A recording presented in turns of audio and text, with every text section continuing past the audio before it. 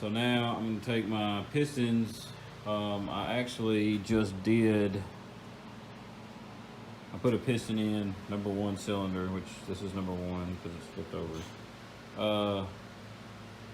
And it was 0.002, so 2 thousandths, which is in spec, so for that particular one. Now we'll go ahead and do number 2. I'll show you how to do that. Of course, it works the same way that we did the crank, but it's always good to go through and check everything. It does take a little extra time to do, but in the long run, it'll save you a lot of time down the road. It's definitely worth doing, just to be 100% sure before you go ahead and put everything together. And that's what I'm gonna do. I'm dreading it, I'm not wanting to, but I only want to do this one time. So yeah, I'll show how we do one right quick, and then I'll do the rest of them. So yeah. All right, so like I said, I've already done cylinder 1 or piston 1, so I'm going to do cylinder 2 now, which is on this side because it's upside down.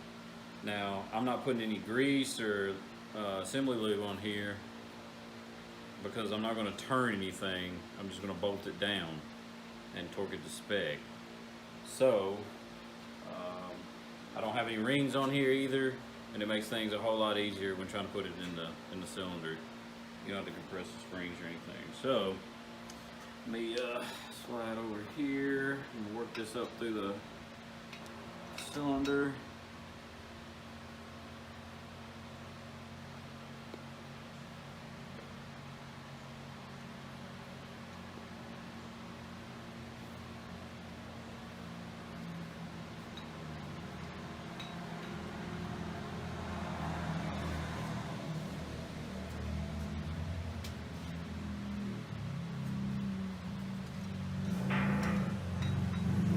So by the way, another thing, when you're putting them in, there's a little dot on the piston. This faces the front of the piston, like always faces the front of the engine. So also on the rods, the flat side right here, see this side is curved on this side of the piston, and this is flat. That all always faces the front of the engine as well. So anyway,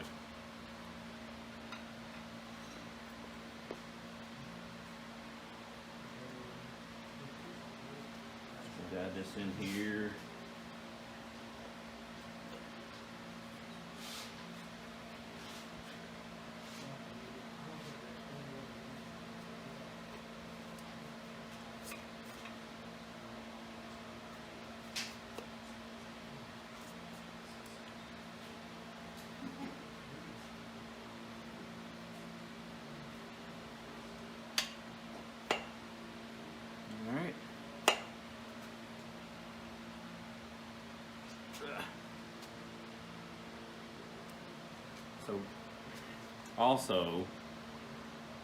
So this is the cap for the piston rod. If you notice on these caps, they're not smooth at all. They're uneven and all that. When from the factory, they just break. When this rod is molded, they just take and break this cap off. So these caps will only go one way on the rod, and they will not go any other way. So it's good to mark them so you can know which one. Like I've marked the top of these, so this is for cylinder 2, and I've marked them already. And of course I know the flat area goes to the front of the engine. So if you try to put them on the wrong one, they will not be flush when they meet the actual rod. So I've got my bearing in there, and Almost got ahead of myself.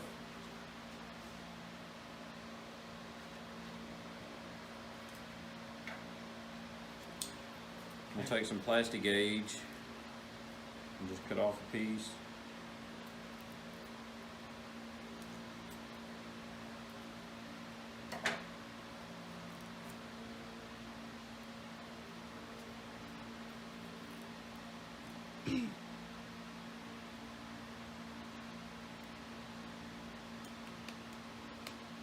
I'm just going to take this little piece of string, the plastic gauge, just going to lay it right there on the crank, and it failed. Let me turn this fan off.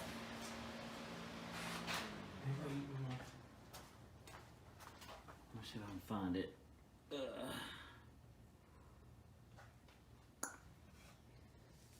Well, I don't know where it's at, so I could probably get it.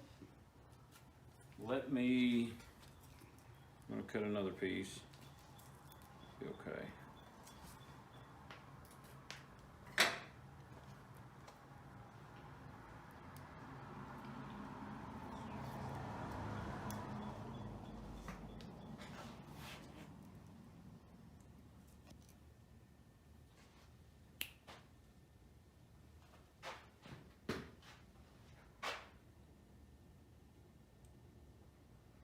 Okay, so I've got it just a piece stuck on the crank right there. Then I'm gonna put my cap on.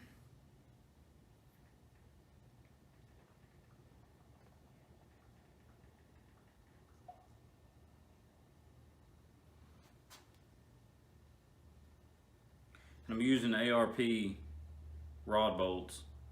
They require grease that goes on them, but I've already put them on there. They're on the threads and on the bolt and the head. So the machine shop actually line bored my rods,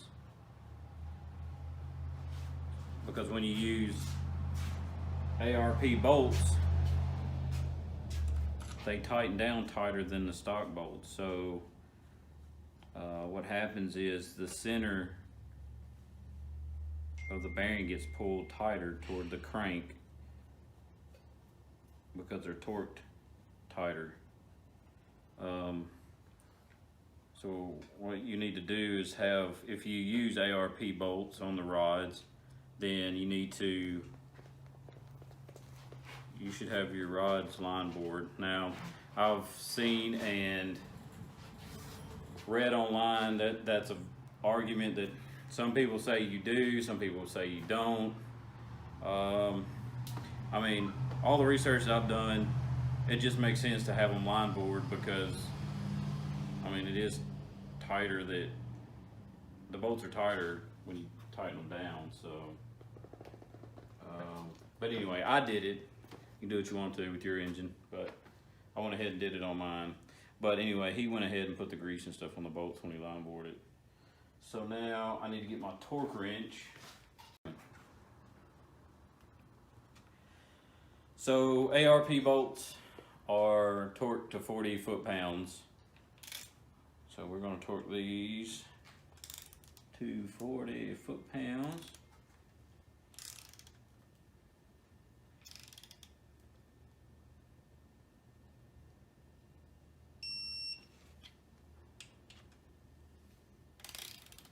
Now that's what there's a piece of paper that came with my Arp studs or bolts, and that's what the specs on the paper said was 40 for these particular application. Okay, so that's it. So now we can take them back off.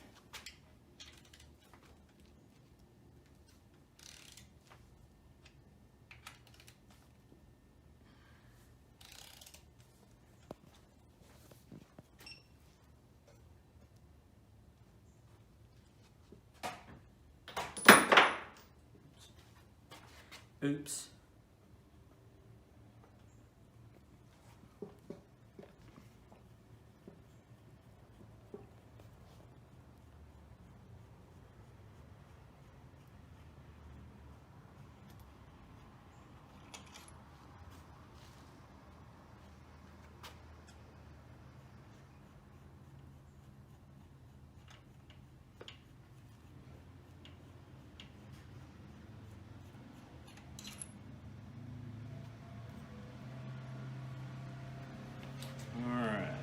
So pull this up.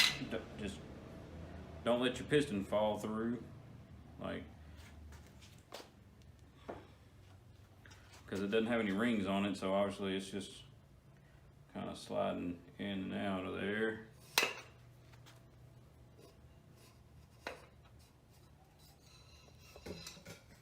All right. That.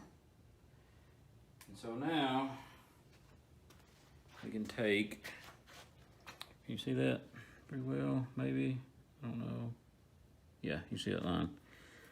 So we take this, it's a standard size, or it's the standard side, and it's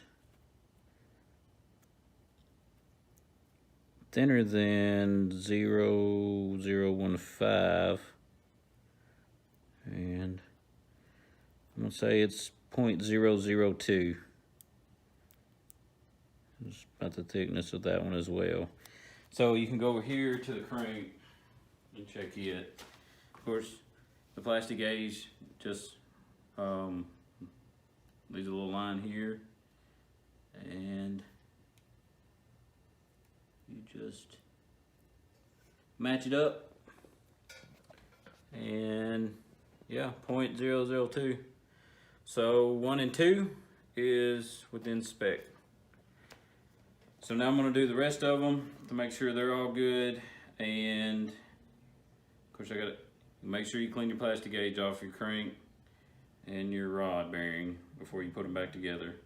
So I'm going to do that, and then do the rest of them and go from there.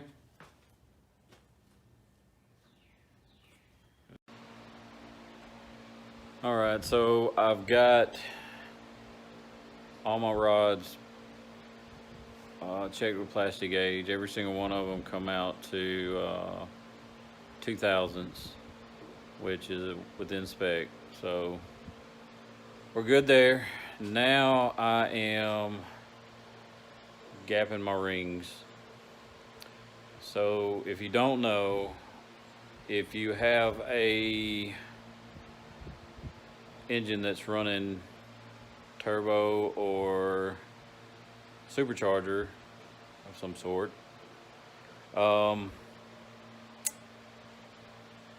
you really need to gap the rings, especially on a fresh build. So let me explain. What happens is the rings heat up while you're putting boost to the engine, and you know there's a small gap here. Let me just show you. All right, so when you're running a turbo or supercharger, you really need to gap your rings. And so this is a ring, obviously, around the piston. So when it's in the cylinder, it's pushed together or butted up really close to each other. Well, when it gets really hot, the gap closes, the rings expand. So what happens is if you don't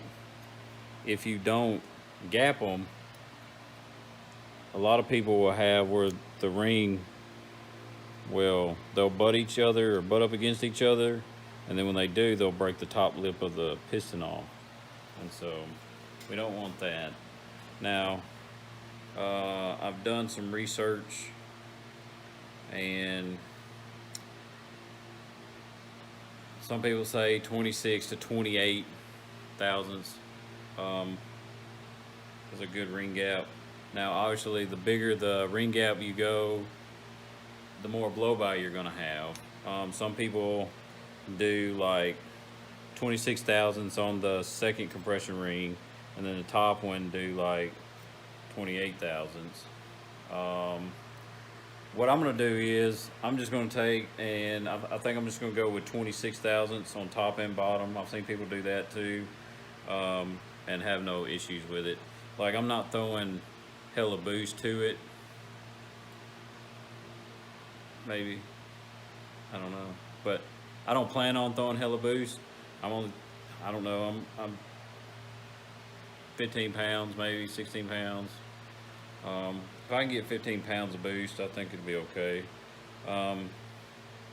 So that's what I'm gonna go. That's what I'm doing. It's just 26 thousandths ring gap, and I think it'll be fine. It may have a slight bit of blow by, but probably not much at all. I probably won't even notice. But I have seen where people had 28 thousandths, where they put the rings at 28 thousandths, and they did have blow by, but they never had a ring lamp break. So anyway, so in order to do that,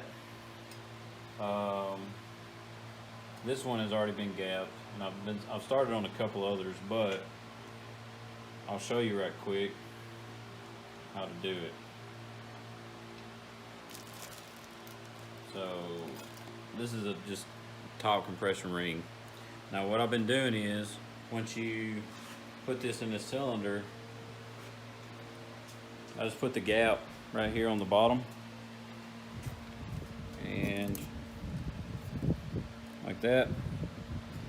And I've got my piston here that has already got a ring on it. So what it does when I would do this, I just slide the piston into the cylinder and push it down flush, and that ring right there keeps the piston flush, which in turn keeps the ring inside the cylinder flush. Now I have feeler gauges. Of course, this is 26 thousandths, but I think a factory ring, I think this, I measured it earlier and it was like at 20 thousandths maybe. But all you do is just slide it in between the gap right there. Obviously that's, no, it wasn't 20 thousandths. Let's see. Drop it down to 18.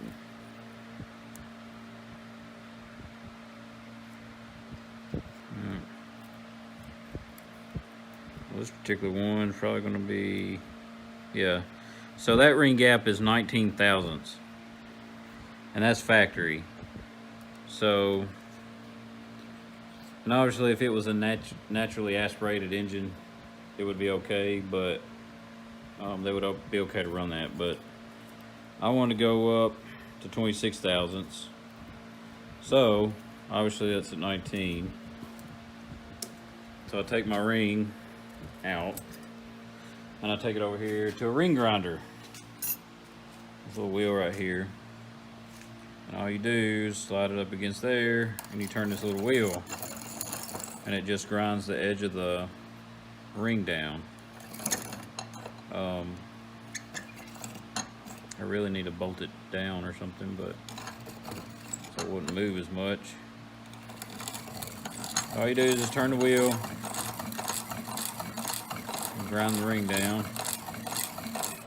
Now do a little bit at a time, because you do a little bit at a time because you don't want to take too much. I know somebody who took too much off of his rings and he had to order just another set of rings for one cylinder. So a little bit at a time. And like what I do, I just take it and like I started with this side and started grinding that side down, and then I do it a little bit and then I flip it over and start doing the other side. I don't know why, but that's just what I've been doing.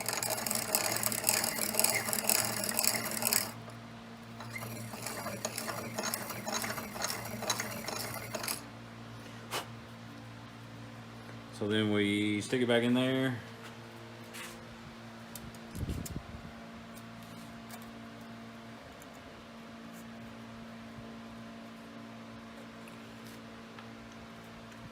Take the piston and put it in there.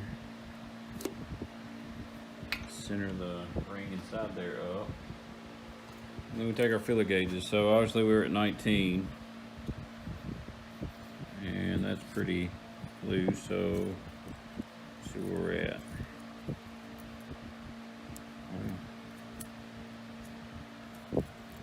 22, let's try 22. 22 fits pretty well. 24. You want to be able to stick it in there and feel a slight bit of resistance You don't want it to be loose. So 24, I feel some resistance in there. So we'll go with the 25 and see. Yeah, 25 is pretty tight. So we're at about 24 thousandths now, and it goes in there all the way. And when I'm moving it, I can feel just a little bit of resistance.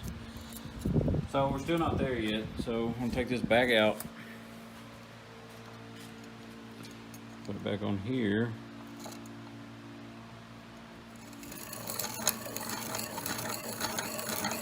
And it don't take much.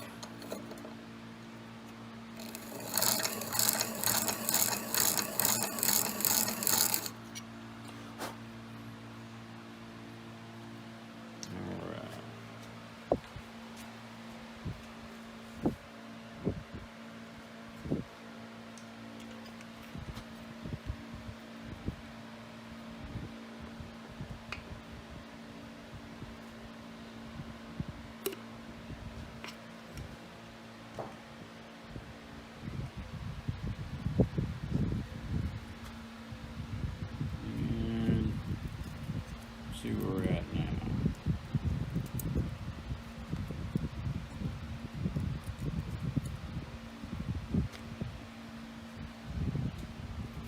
Let's try 26 and see.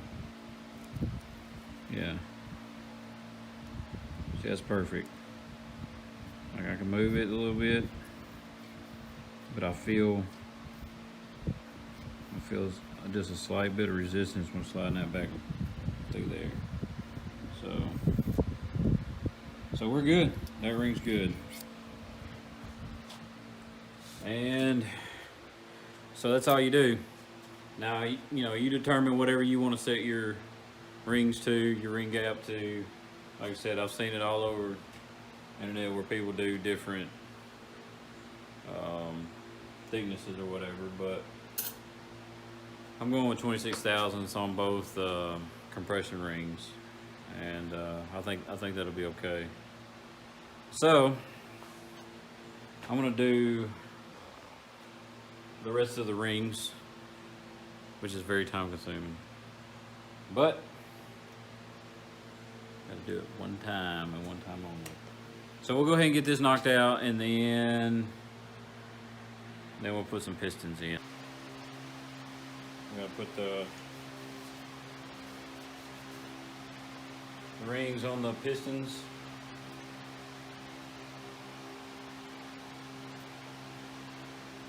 So I went through and I've already I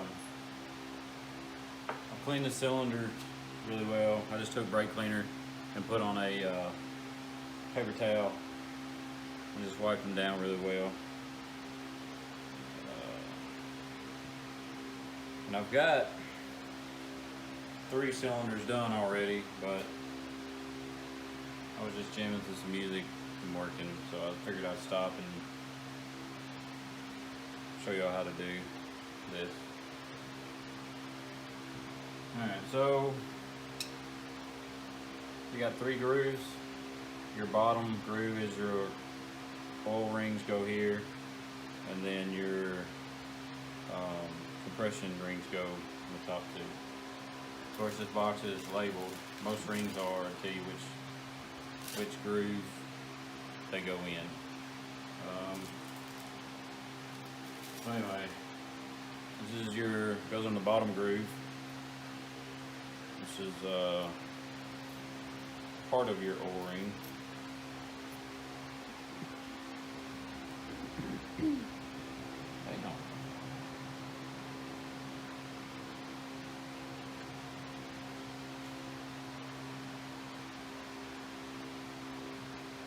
Well, I just noticed that someone has dropped a piston. So that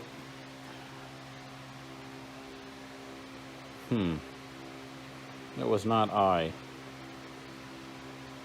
So obviously my ring's not gonna float in there like it should with that the way it is. So let me file that down and I'll be back. Alright, so I got it sanded down. It was just nicked a little bit. my ring wouldn't have been able to spin in there. So anyway, you have this ring right here that goes on, and what I do is put the, I don't know, it's just the way I do it. You can do it how you want to do it. So the gap I put right here center with this, and then you have a ring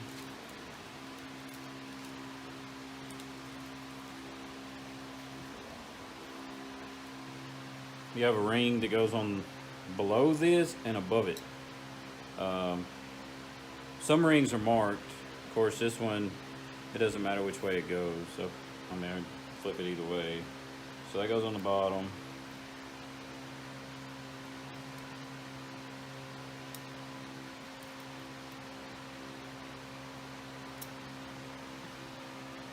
Okay, so that ring's on the bottom. Then my gap. So my gap on the center ring is right there. You can tell, but see, there it is. And then this ring right here, I'm gonna slide over. Well, maybe. I'm gonna slide it over here. And that they don't need to be touching. So my center gap is there, and then this ring is over. The gap on the bottom ring is over here, and then I'm gonna take and put the gap to the top ring.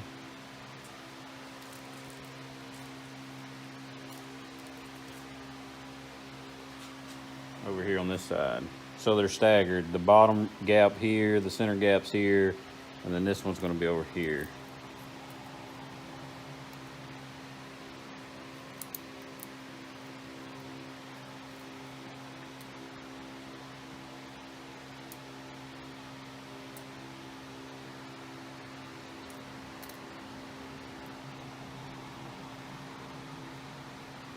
Okay, so my center gap's still right there in the middle. I can see it. And this gap, I'm gonna move over here.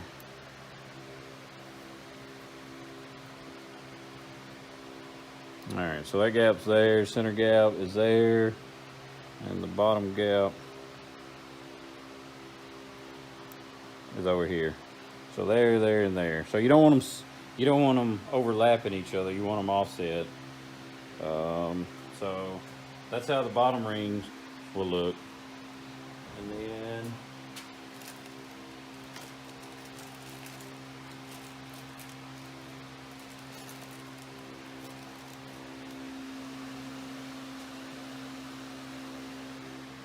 so the next ring, the ring that goes on the second groove, the compression ring, it does have a dot on it. Let me see if I find it. Yeah, right there. I don't know if you can see it very well, but that indicates that that ring goes up on there. So what I do with this, I set this gap at like 9 o'clock over here. 9 or 10 o'clock on the second groove.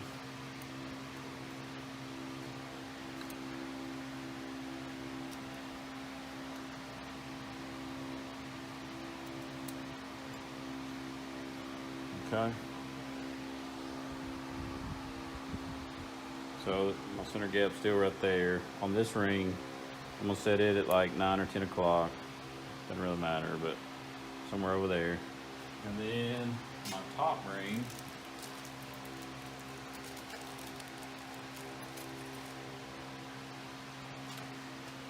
ring, does not have a dot anywhere. So, which means they can go either way. And I just put it at like the 3 o'clock position.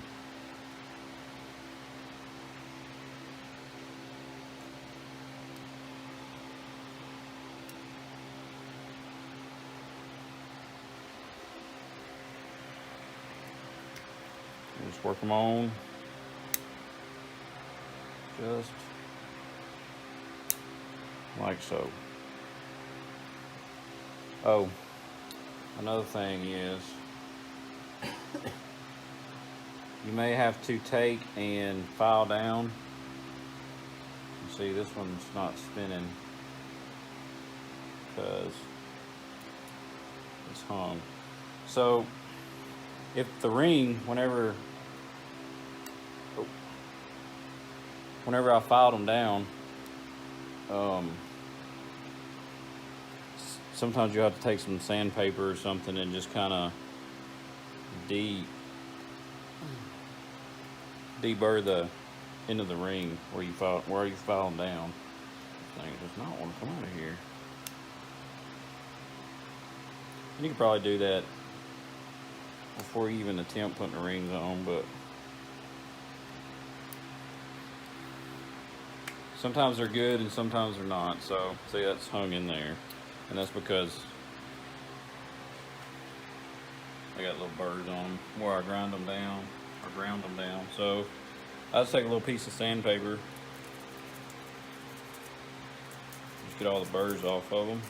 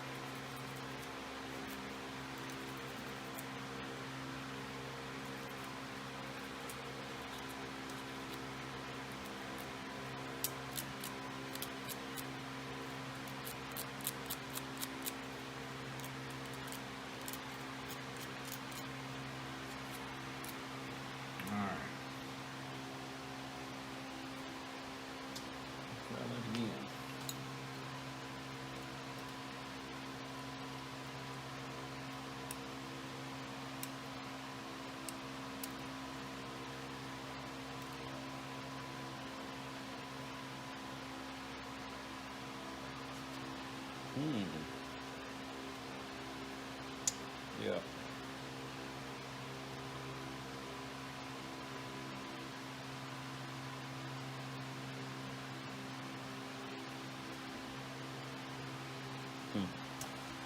So now I've got that, it's moving in there, but it's still hung up on that little nick right there. So I'm gonna have to sand it down some more so I can make it work. I don't know what happened. I didn't drop it. I don't know if somebody in the machine shop did, or that's just the way, maybe in packaging or something. Maybe when it was being shipped to me.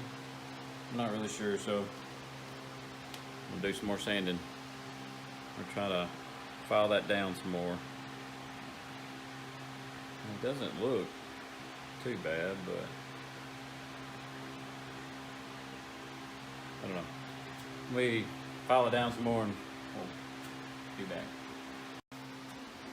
Alright, so I got it sanded down some more. It spins with it all the way in there. There's the spot.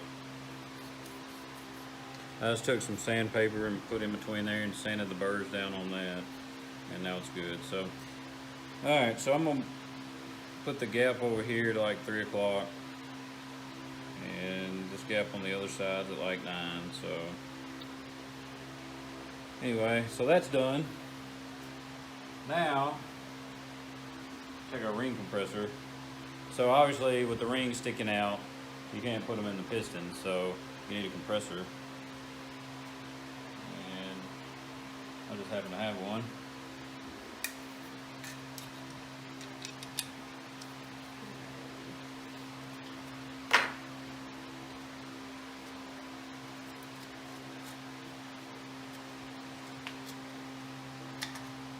So this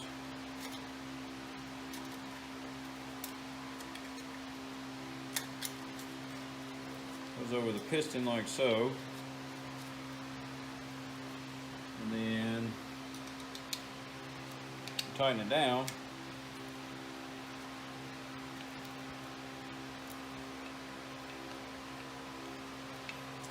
What it does is compress the rings inside the piston, so you can take and tap it down.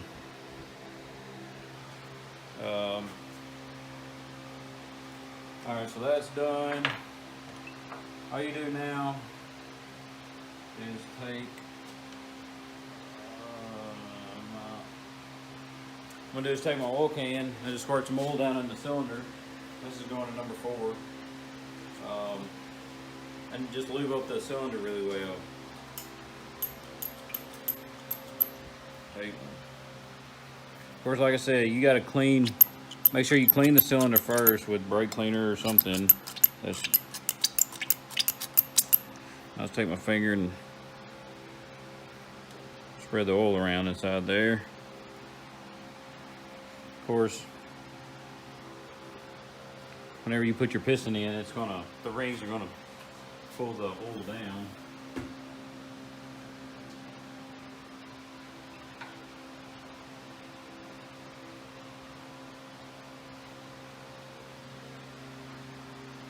Alright, so now the piston's ready to go in. I'm going to put some lube on the bearing.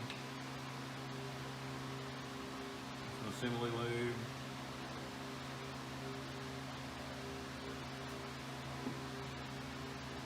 Spread it around on the bearing, which I've already put the bearing on the rod, so I was checking it. Plastic gauge. So this is going in cylinder number 4. Now, if you look in this piston, it has a mark. That always points to the front of the block, no matter which side. Also, your rods, there is if you look down here, like there's a flat spot on this side, and how this spot is or this side is rounded.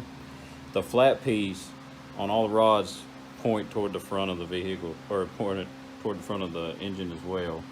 So make sure your mark is pointed toward the front, and then the flat side of the piston, or the rod is pointed toward the front.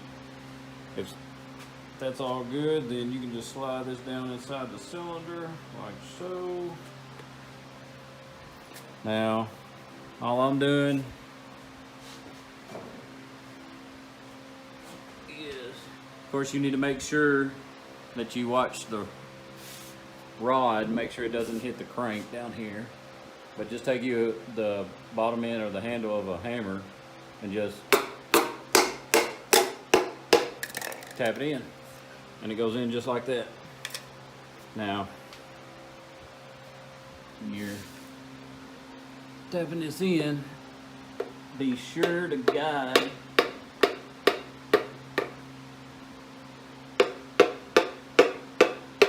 your rod onto the crank so it doesn't nick it.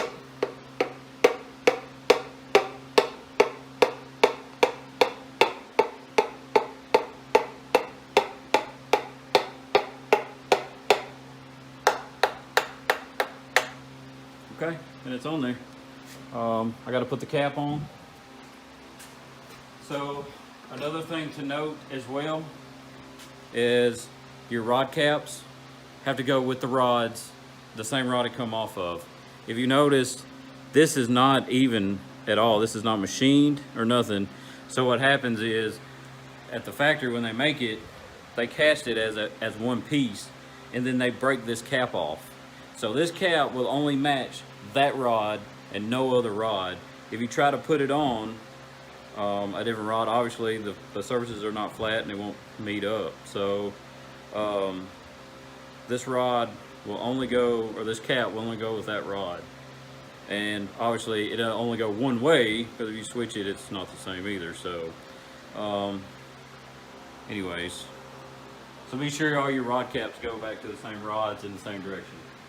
So I put a little assembly lube on the bearing.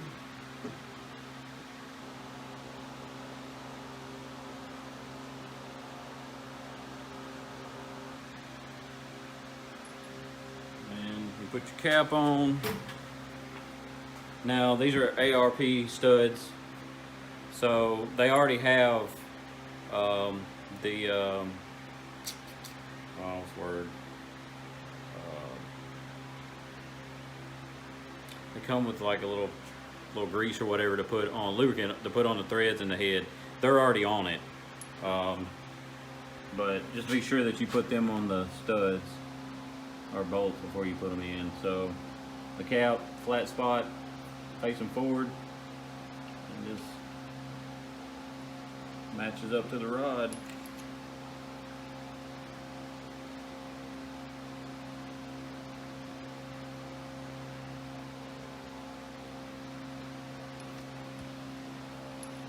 Always hand start your bolts and try to start them with the cordless drill or anything, cordless impact. Take a chance of cross threading them if they don't go in right.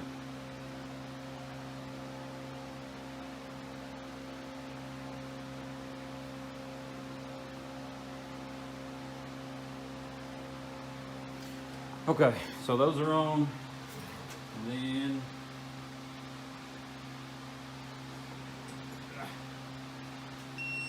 they torque to 40 foot-pounds, which I have my torque wrench set to. I'll torque them right quick.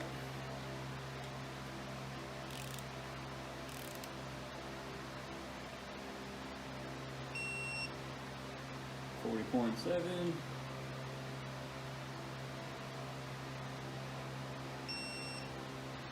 41. So, all right, they're torqued. And that's all it is.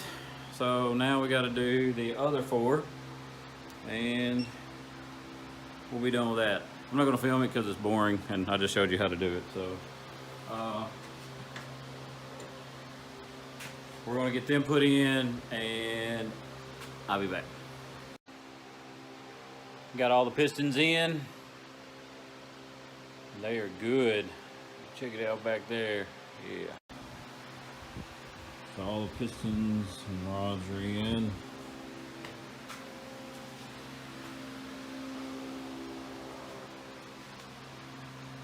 And spins over good, freely. No issues.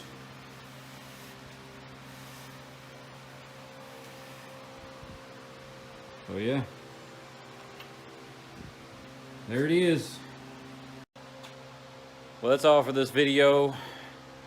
Thanks for watching, guys. I really appreciate it. If you could, do me a huge favor.